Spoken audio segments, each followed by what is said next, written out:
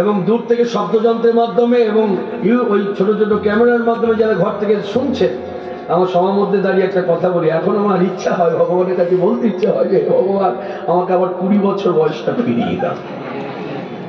সত্যি মা কালী দিব্যি বলছি, কবিগুরু দিব্যি দিয়ে বলছি। এই কবিগুরুর চরণ ধরে মানুষ এখন তো এইভাবে ধরা যাবে না, মানুষে ধরে কথাটা বলছি। যদি 20 বছর বয়স হতো না, জি বাংলায় গিয়ে দাঁড়াতাম, জি বাংলায় গিয়ে দাঁড়াতাম।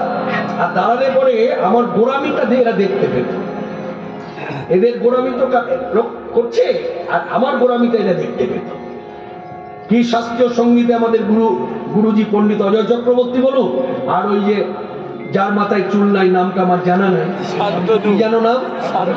শান্তনু মৈত্র। শ্রদ্ধেয়, সকলের শ্রদ্ধা ভাজন এবং সঙ্গীত জগতে এরা দিকপাল, এদেরকে মর্যাদা দিই। কিন্তু এদের কিছু গোড়ামি আছে, সেই গোড়ামিটা আমার সঙ্গে হলে ঠিক আমি দেখে নিতাম, ঠিক দেখে নিতাম একদম। তারা ভগবান আমাকে যা গলা দিয়েছে তাতে এদেরকে ঠিক বুঝে নিতে পারতাম। এদের কিছু গোড়ামি আছে। আমার সাবজেক্ট কীর্তন, আমাকে দিয়ে তুমি যা ইচ্ছে তাই গাও না। তাহলে যারা অন্যান্য সাবজেক্ট নিয়ে এসেছে তাদেরকে বলো আমার কীর্তনটা করতে। তুমি একটা কীর্তন গাও, তুমি যে বিচারকের ভূমিকায় বসে আছো, তুমি একটা কীর্তন গাও তো আমার মতো, বলো তো তুমি আমার মতো গাও। শুধু গাইলে হবে না, তোমরা যেমন আমাদের কাছ থেকে আশা করো যে আমরা গাই বলে যে কোনো গানকে সেইভাবে উপস্থাপনা করতে হবে, তোমাদেরকে কীর্তন গাইতে হলে সেইভাবে উপস্থাপনা করতে হবে। ওই গাওয়ার দরকার দিয়ে দিলাম তা না। ভজমান রাধে গোবিন্দ গোপাল, ভজমান রাধে গোবিন্দ গোপাল, ভজমান রাধে গোবিন্দ গোপাল।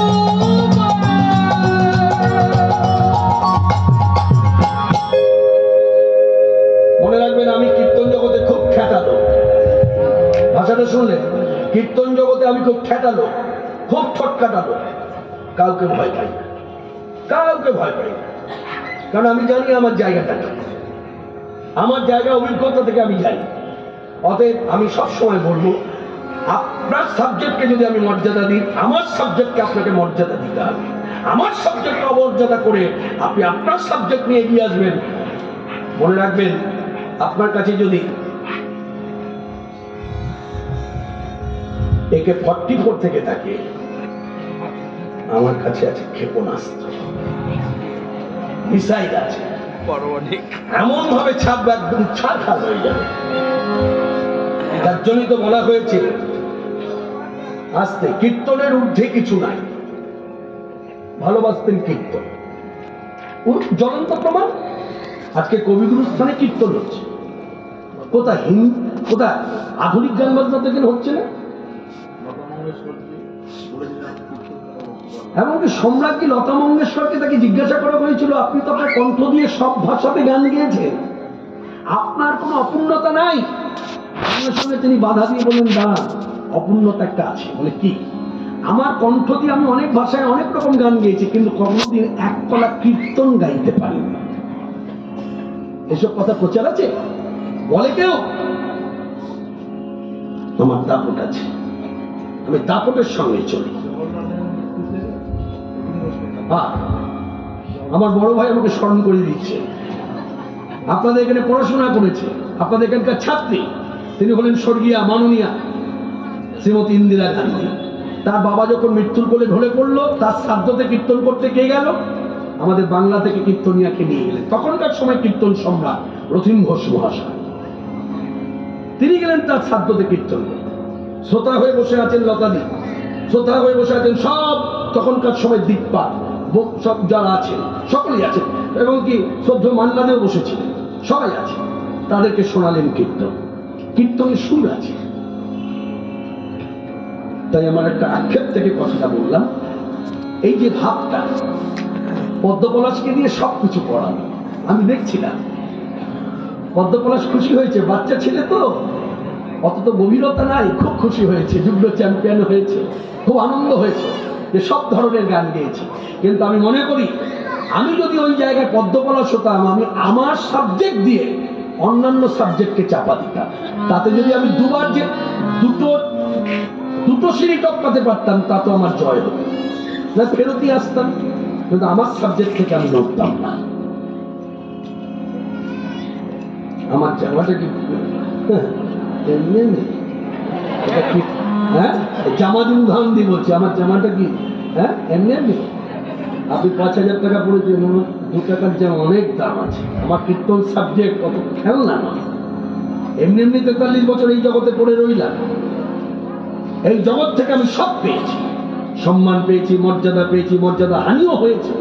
যেখানে উপস্থিত হতে পারিনি, যেখানে কীর্তন সেইভাবে উপস্থাপনা করতে পারিনি, সেখানে মর্যাদা হানিও হয়েছে। তার মধ্য দিয়ে কেন সংসার পাতলে পরে মানুষ সংসারে সবাই সুখ পায়, দুঃখ সুখ শান্তি সবকিছু নিয়ে চলে। তাই আজকের সমাজে যারা জড়ো হয়েছেন বহু আশায় বুক বেঁধে এসেছে, নিধুমনে কৃষ্ণকালী শুনবেন বলে, নিধুমনে কৃষ্ণকালী। তাই কালী কথা বলতে গিয়ে এই আমাদের কাজী নজরুল ইসলামের গানটি মনে চলে, যে মা কেন দিগ্বসন তিনি বলে দিলেন, বিশ্বে মায়ের রূপ ধরে না, মা আমার তাই দিগ্বসন। তাই এই দিগ্বসনা কালীর কাছে ভগবান চৈতন্যদেব ভক্ত পর্ষদ নিয়ে এসে শুয়ে পড়ে ভক্তি করেছে। করবার পরে উঠে দাঁড়িয়েছে, মায়ের দিকে তাকিয়ে বলছে, মা তুমি তো সেই বৃন্দাবনের অধিষ্ঠাত্রী, তুমি যোগ মায়া, তোমার কৃপায় গোপী পেল কৃষ্ণ পদ ছায়া, কৃপায় গোপী পেল পদ ছায়া। বৃন্দাবন অধিষ্ঠাত্রী তুমি যোগ মায়া, হে মা যোগ মায়া, তুমি কাত্তায়নী, তুমি দুর্গা, তুমি কালী। বাঙালিদের কাছে তুমি কালী, তুমি দুর্গা, আর অবাঙালিদের কাছে তুমি যোগ মায়া।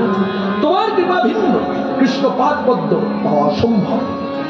তবু দেখুন মানুষ আমরা কৃষ্ণ কালী নিয়ে ভেদাভেদ করি, কৃষ্ণ বড় না কালী বড়, কালী বড় না কৃষ্ণ বড়। আমার গুরুদেব আখরের মধ্য দিয়ে বলছে, বলে শুনুন, যারা ভেদাভেদ করে না তাদের ভাবটা কেমন জানেন? বলে কেমন?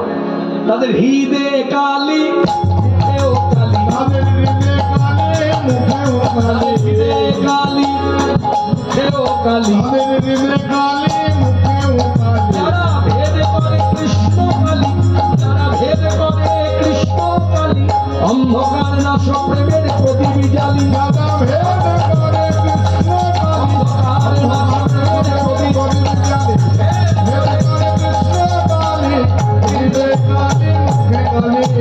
তাই বলে ভেদবাদী মূর্খ জনে তোমার তত্ত্ব নাহি জানে। হরে চৈতন্য দাস মাগো সবেদা। যে মহাজনী পদাবলীর উপরে দাঁড়িয়ে এই যে গৌরচন্দ্রিকা হলো, এতগুলো কথা দাঁড়ালো, এত কিছুর উপরে ভিত্তি করে তো আশ্রয় করে বলতে হয়। আজকে সভাতে যারা এসেছেন তারা নিশ্চয়ই তাকে চেনেন। তিনি হলেন ভক্তপ্রবর পরম বৈষ্ণব, মাত্র 4th শ্রেণীর বিদ্যা, যিনি ডিলিট উপাধি করেছিলেন, পেয়েছিলেন। তিনি কে?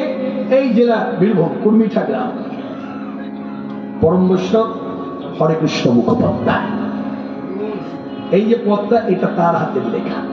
মনে রাখবেন, হরে কৃষ্ণ মুখোপাধ্যায় অনেক পদ লিখেছে, কিন্তু কি আশ্চর্য, একটা পদের মধ্যে তিনি হরে কৃষ্ণ মুখোপাধ্যায় এই নামটা ব্যবহার করেন ছদ্ম নামে। কোথাও লিখেছে গোপাল দাস, কোথাও লিখেছে চৈতন্য দাস। আর এই কাজটা করিয়েছে কে জানেন? এখান থেকে তাকে নিয়ে গিয়েছিলেন ওই কীর্তন সম্রাট অথিন ঘোষ। তার বাড়িতে তিনি একেবারে মাসিক বেতন দিয়ে রেখেছিলেন।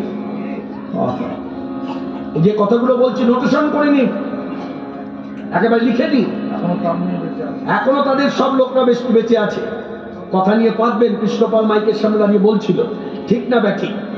ওখানে ছিলেন এই অথিন ঘোষ, কীর্তন সম্রাট অথিন ঘোষ, যার হাত ধরে আজকে বাংলার বুকে আমরা যারা এই পথে আছি, বয়স সীমা যাই হোক, যত সুরের কাজ করা হয়, কীর্তনের মধ্যে যত সুরের কাজ করা হয়, মনে রাখবেন বীজ রোপণ করেছেন এরা, তার অবদান।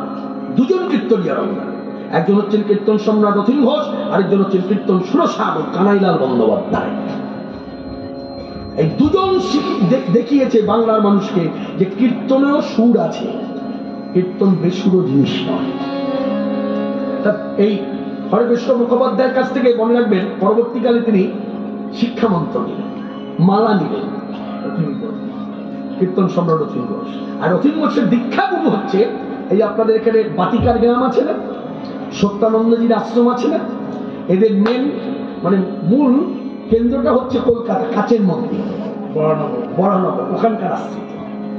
তা এই হরেকৃষ্ণ মুখোপাধ্যায় অথিন ঘোষকে বললেন, শুনুন আপনি শাস্ত্রজ্ঞ, আপনি পণ্ডিত, আপনার শিক্ষাগত যোগ্যতা আছে, আপনার সংস্কৃত শ্লোক উচ্চারণ একদম সঠিক, কোনো দিকে ভুল ধরা যাবে না, সব ঠিক, কিন্তু আপনার কীর্তনের মধ্যে প্রেমের অভাব।